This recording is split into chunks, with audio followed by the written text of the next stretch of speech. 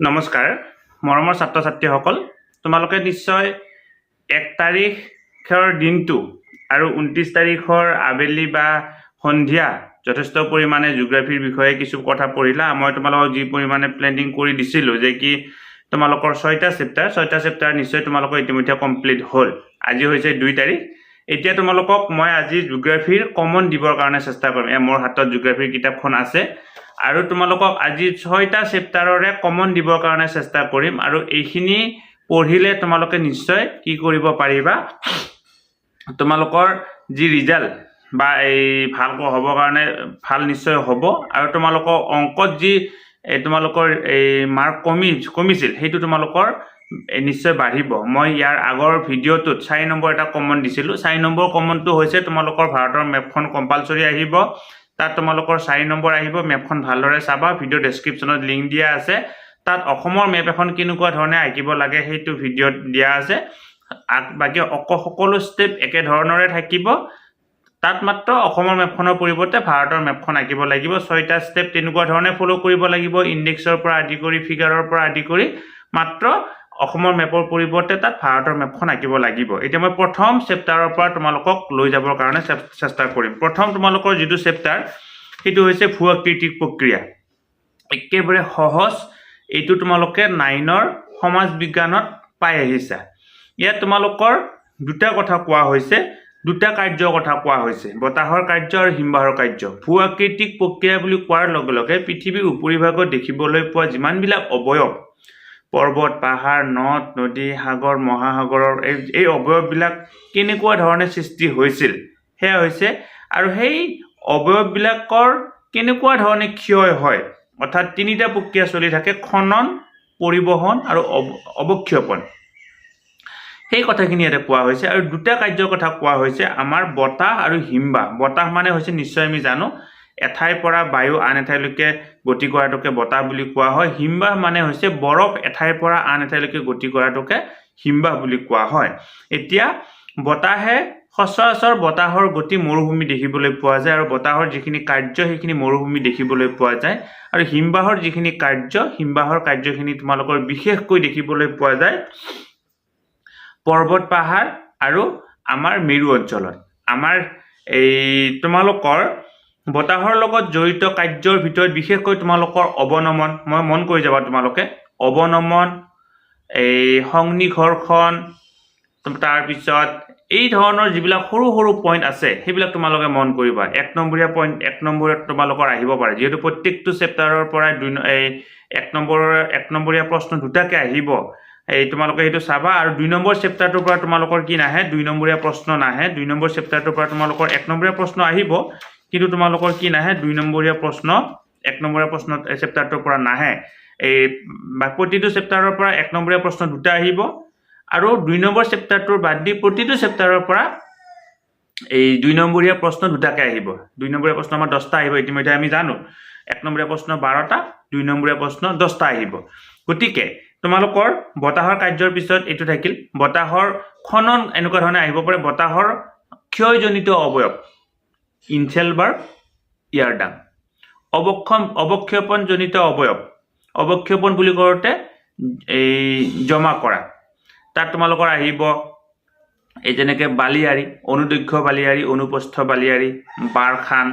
এনেকুৱা ধৰণৰ কথাখিনি তোমালোকে চাবা একেবাৰে সহজ ইতিমধ্যে তোমালোকে 9ত পাই আহিছে এবাৰ চালে হৈ যায় এই দুটা চেপ্টাৰ বিশেষকৈ চেপ্টাৰ 1 চেপ্টাৰ 2 আটাইতকৈ সহজ চেপ্টাৰ ইয়াত যি তোমালোকৰ 8 + 12 20 নম্বৰ আছে মই ভাবো 1 নম্বৰো কাট খাব নালাগে একেবাৰে সহজ চেপ্টাৰ তোমালোকৰ নম্বৰ কাট খাব তোমালোকৰ যেটো আঞ্চলিক ভূগোল তাত তোমালোকে গোটেই পৃথিৱীখনৰ কথা পঢ়িব লাগে আৰু 11টা অঞ্চলৰ বিষয়ে পঢ়িব লাগে তাত তোমালোকৰ নম্বৰ কাট খোৱাৰ অলপ সম্ভাৱনা থাকে তাৰ পিছত এটো গল তোমালোকৰ আহিল অনুদৈৰ্ঘ্য বালিয়াৰী বতাহৰ এই অনুদৈৰ্ঘ্য দিগত তাৰ পিছত অনুপ্ৰস্থ এই তাৰ পিছত বাৰখান এই কথাখিনি থাকিল এটো চাবা তাৰ পিছত ইনচেলবাৰ্গ ইয়াৰডাং চাবা ইতিমধ্যে তোমালোকে জানায় হিমবাহ 2 প্ৰকাৰৰ হিমবাহ আছে মহাদেশীয় হিমবাহ পাৰ্বত্য হিমবাহ আকৌ কি বুলি কোৱা হয় আলপীয় হিমবাহ উপত্যকা হিমবাহ বুলি কোৱা হয় তাৰ পিছত আহিল গিৰি 3 প্ৰকাৰৰ হিমবাহ তাৰ পিছত আহিল গিৰিপথ হিমবাহ বা শৈলৱতী হিমবাহ গতিকে এইটো চাবা তাৰ পিছত তাৰ পৰা এই হিমবাহ এই নামি যেতিয়া আহে হিমবাহেৰ লগত কিছুমান লেতেৰা পদাৰ্থ ধূলি এই মাকতি শিলৰ টুকুৰা এইবিলাক কঢ়িয়াই লৈ এটা গ্ৰাফ বুলি কোৱা হয় গ্ৰাফ 4 প্ৰকাৰৰ হয় এই প্ৰান্ত গ্ৰাফ মধ্য গ্ৰাফ ভূমি গ্ৰাফ আৰু অন্তঃগ্ৰাফ গতিকে এনেকুৱা ধৰণে চাবা এইখিনি চাবা তাৰ পিছত এই ওলোমা উপত্যকা সেইটো বিশেষভাৱে চাবা পেজ নম্বৰ তোমালোকৰ এইটো আছে 8 নম্বৰ পেজত আছে ওলোমা উপত্যকাটো চাবা তোমালোকে তাৰ পিছত গ্ৰাফটো চাবা গ্ৰাফটো 2023 চনত আহিলেও ৰিপিট হ'ব পাৰে যেনেকৈ সমাজ বিজ্ঞানত আমাৰ এই ৰিপিট হৈছে ইয়াতো ৰিপিট নোহোৱা কথা না এইখিনিয়ে কথা গতিকে একেবাৰে সহজ চাবলগীয়াৰ ভিতৰত দুটাই বস্তু বতাহ আৰু হিমবাহ গতিকে তোমালোকে 8 নম্বৰে পাব লাগিব 1 নম্বৰীয়া প্ৰশ্ন দুটা আহিব তোমালোকৰ 2 নম্বৰীয়া প্ৰশ্ন তিনিটা আহিব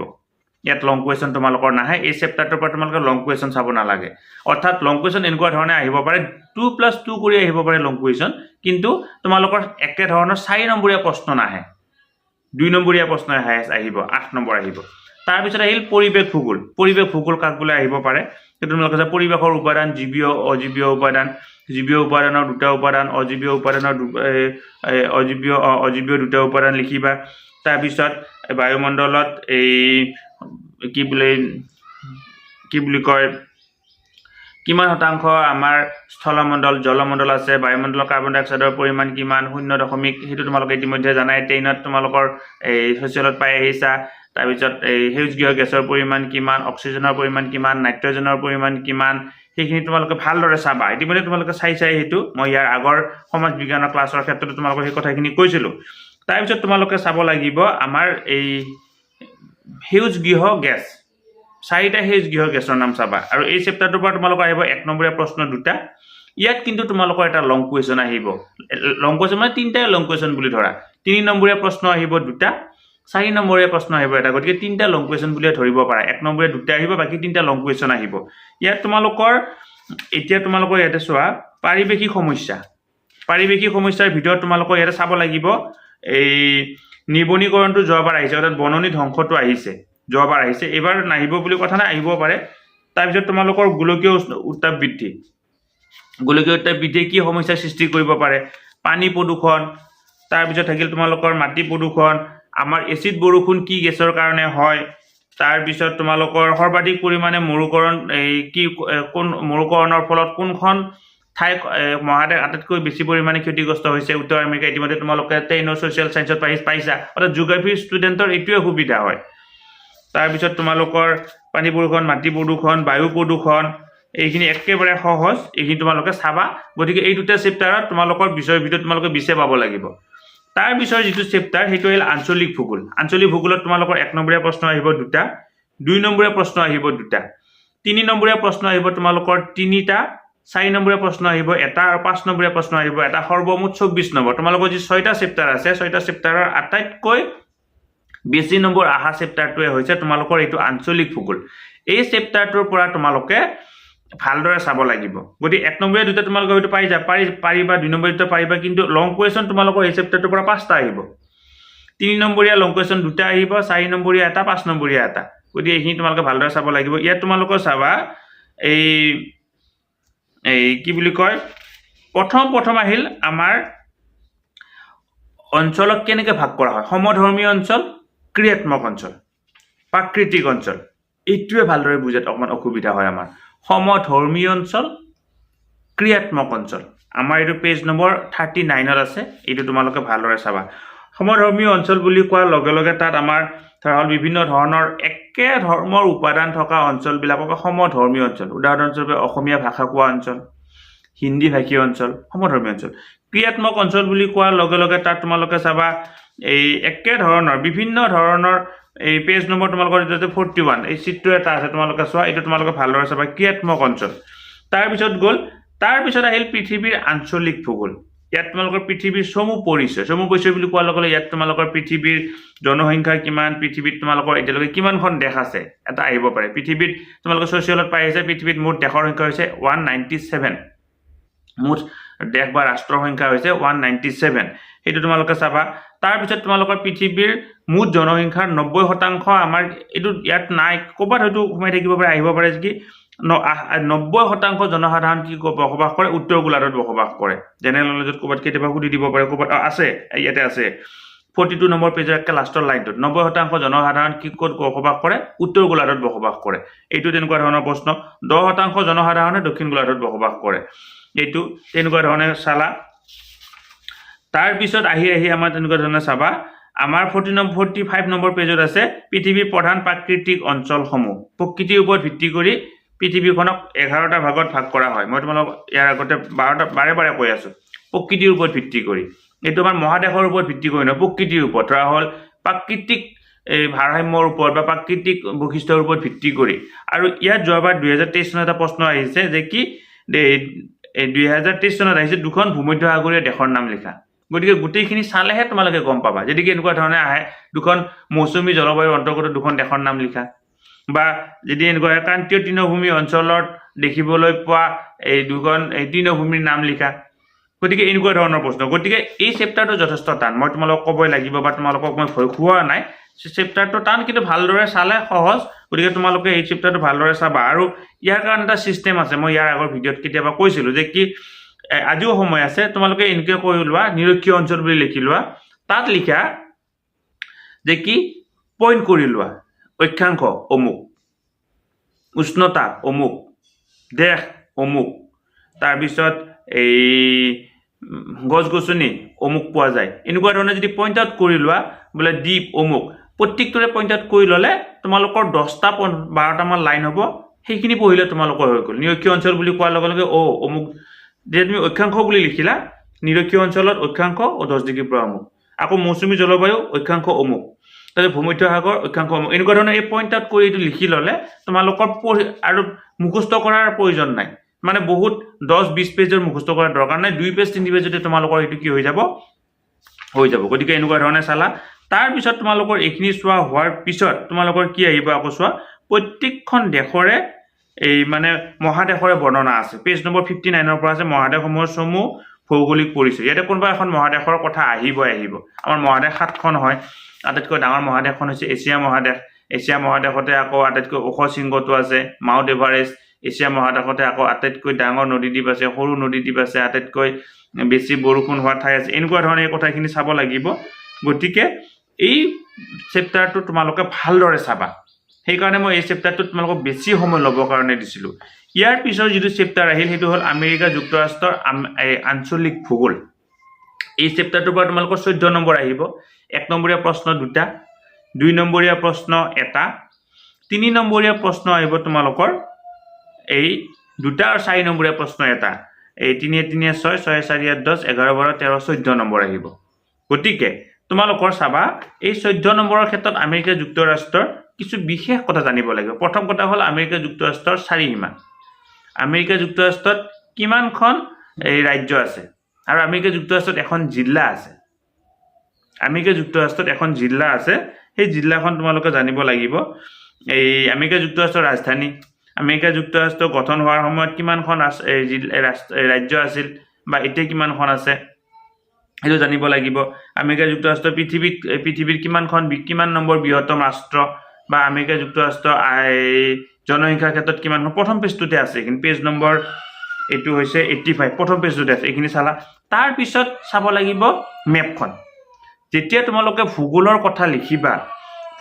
লিখিলে তোমালোকৰ মেপৰ প্ৰয়োজন হ'বই 3খন মেপ তোমালোকৰ লাগিব ভাৰতবৰ্ষৰ মেপ আমেৰিকাৰ মেপ জাপানৰ মেপ আৰু পৃথিৱীৰ 4খন মেপৰ তোমালোকক লাগিবই ইয়াত তোমালোকৰ কোনো কথা নাই সোশ্যাল সায়েন্সত তুমি কিবা এটা প্ৰশ্ন লিখিলে মেপ নিলিখিলে হয়তো হ'ব কিন্তু ভূগোলৰ ছাত্ৰ হিচাপে তুমি কিবা এটা লিখিলে তোমালোকৰ মেপৰ প্ৰয়োজন হ'ব মেপ নোহোৱাকৈ তোমালোকক এটা নম্বৰ কম দিব কাৰণ ছাত্ৰই তোমালোকে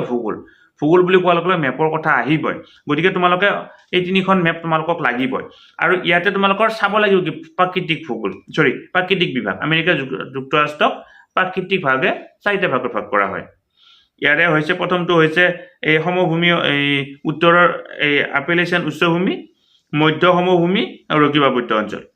একদম এইটো তাৰমানে বাদ দিয়া কথাই নাই আৰু যেতিয়া অলপ 5টা 6টাকে লাইন আছে 3টা চালে এইখিনি হৈ গ'ল এইখিনি চোৱাৰ লগে লগে তাত থকা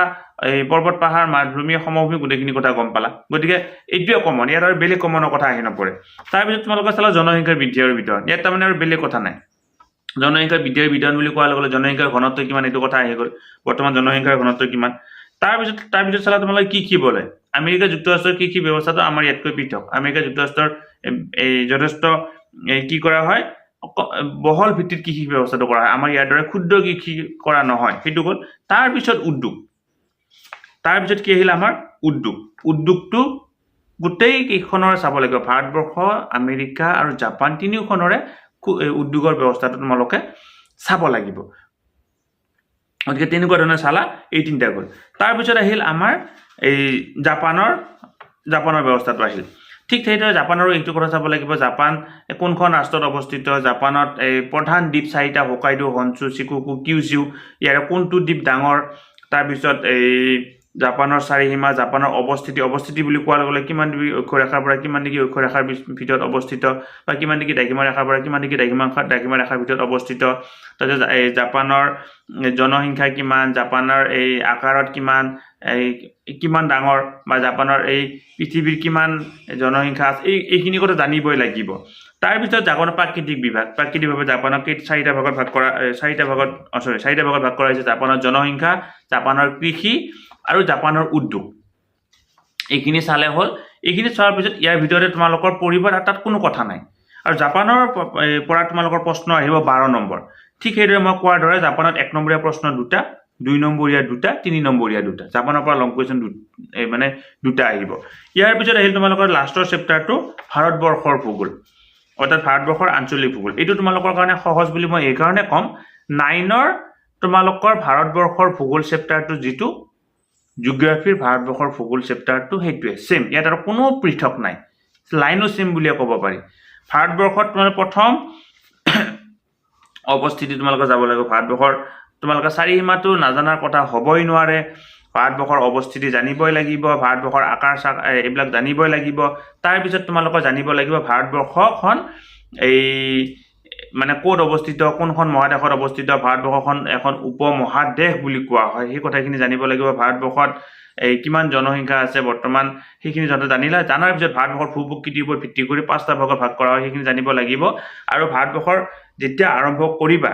ভাৰতবৰ্ষৰ প্ৰথম ইয়াতে এটা কথা আছে উত্তৰ বাহিনী নদী আৰু দক্ষিণ বাহিনী নদী উত্তৰ বাহিনী নদী আৰু দক্ষিণ বাহিনী নদীৰ পাৰ্থক্য আহিব পাৰে ইয়াতে যেহেতু প্ৰশ্ন মই কেনেকুৱা ধৰণৰ প্ৰশ্ন আহিব মই কৈছোঁ 1 নম্বৰীয়া প্ৰশ্ন 2টা 2 নম্বৰীয়া 2টা 3 নম্বৰীয়া 2টা 4 নম্বৰীয়া 2টা